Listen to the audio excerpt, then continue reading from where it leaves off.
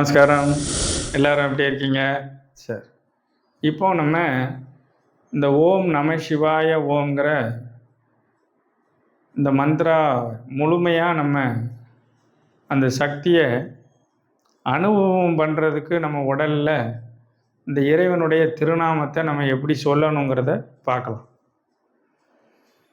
இப்போ இந்த சும்மா ஓம் நம சிவாய ஓம் நம சிவாயன்னு சொல்லாமல் நான் சொல்லியிருக்கிற இந்த நான் என்றால் அம்மா அப்பா, மா என்றால் கணவன் மனைவி, சி என்றால் குழந்தை, வா என்றால் தொழில், யா என்றால் இறைவன், இந்த 5 உறவுகளோடு நீங்கள் உண்மையாக வாழ ஆரம்பிங்க.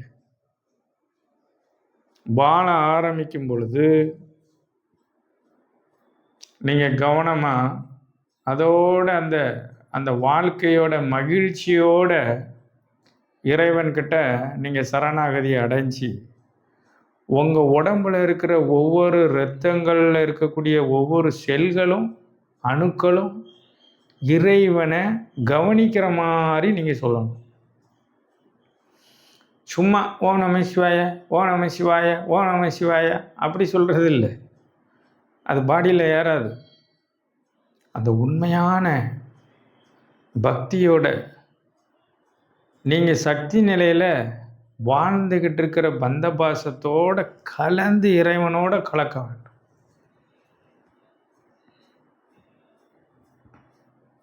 இப்போ இதை எப்படி சொல்லலாம் அப்படின்னா, நீங்கள் ஒரு இடத்துல நேராக அமைதியாக உட்காந்துக்கோங்க, உங்கள் சுக ஆசனங்களை போட்டுக்கோங்க.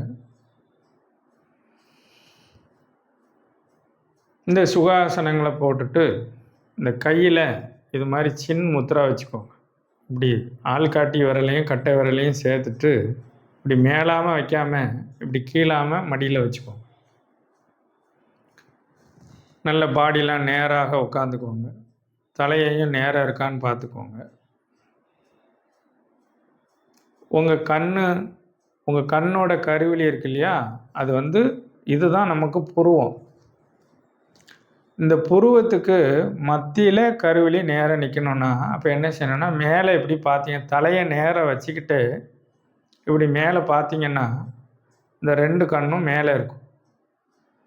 இப்படி பார்த்துக்கிட்டு கொஞ்சம் மெதுவாக கண்ணை மூடிட்டிங்கன்னா கருவிழி மேலேயே இருக்கணும். புருவத்துக்கு மத்தியில் கண்ணை இப்படி மூடி இருக்கணும், நேராக அமர்ந்திருக்கணும்.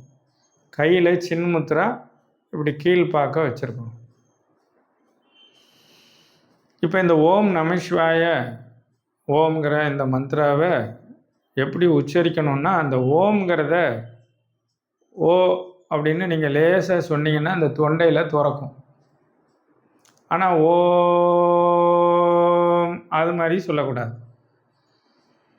இந்த ஓவை ரொம்ப நேரம் சொல்லக்கூடாது. ஓ எதுக்குன்னா, தொண்டையில் உள்ள சுவாசமும் இந்த உணவு குழாயும் இந்த அண்ணாக்கு உண்ணாக்கு ஏரியா லாக் ஆகியிருக்கும். அதனால் நம்ம ஓ அப்படிங்கிற ஒரு சப்தத்தை உருவாக்குறோம். ஓ அப்படின்னா அது அந்த ஹோல்ஸு திறந்து நேராக சகசிராரத்துக்கு போகக்கூடிய ஒரு ரூட்டு கிடைக்கும்.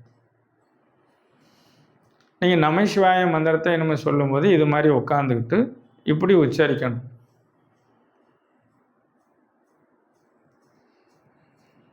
ஒரு ஆழ்ந்து ஒரு 5 சுவாசத்தை உள்ளே நல்லா எடுங்க, வெளியே நல்லா விடுங்க. அதாவது இது மாதிரி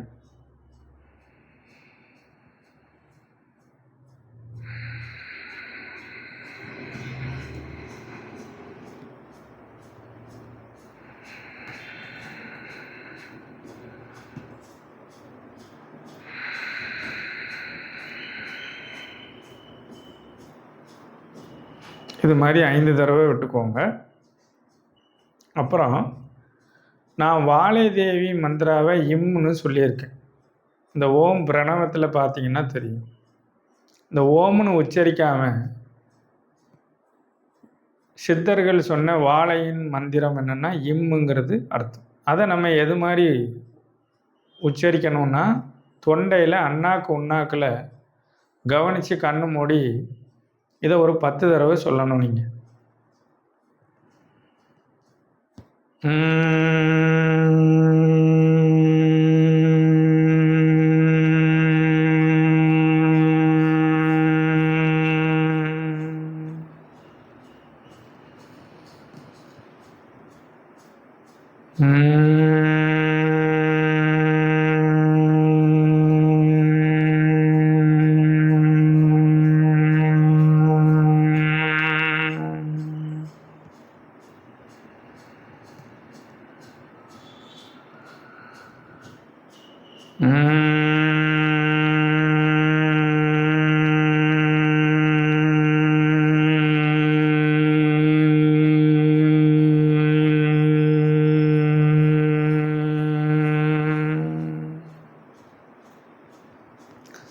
இது மாதிரி 10 தடவை சொல்லணும். சொல்லிவிட்டு நல்லா ஆழ்ந்த உள்ள மூச்சை நல்லா எடுத்துக்கிட்டு இறைவனோட முழுமையாக கலந்துருக்கணும். இந்த பிரபஞ்ச சக்தியில் இருக்கக்கூடிய முழு பிரபஞ்சமும் இறைவனுடைய உடம்பு.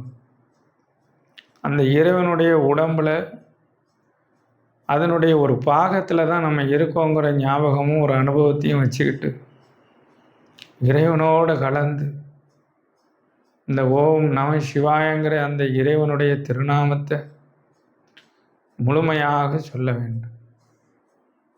கவனித்து பாருங்கள். ஓம் நம சிவாயம்.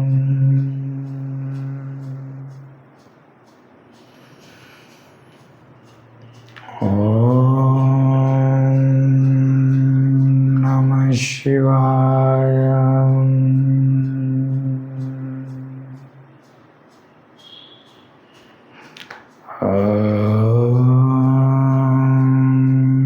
நம சிவாயம். நம சிவாயம்.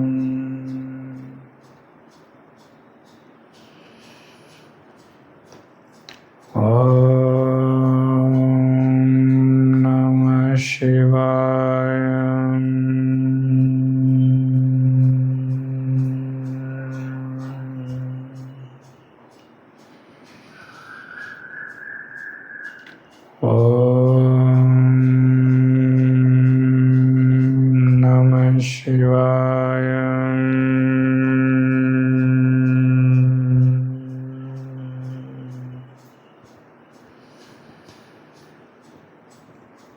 ஓம்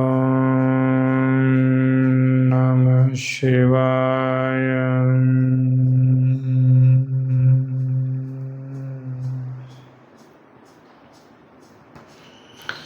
இது மாதிரி உங்களுக்கு எவ்வளவு நேரம் சொல்ல முடியுமோ இறைவனோட கலந்து சொல்லணும். அந்த ஆனந்த மகிழ்ச்சியோடு சொல்லணும்.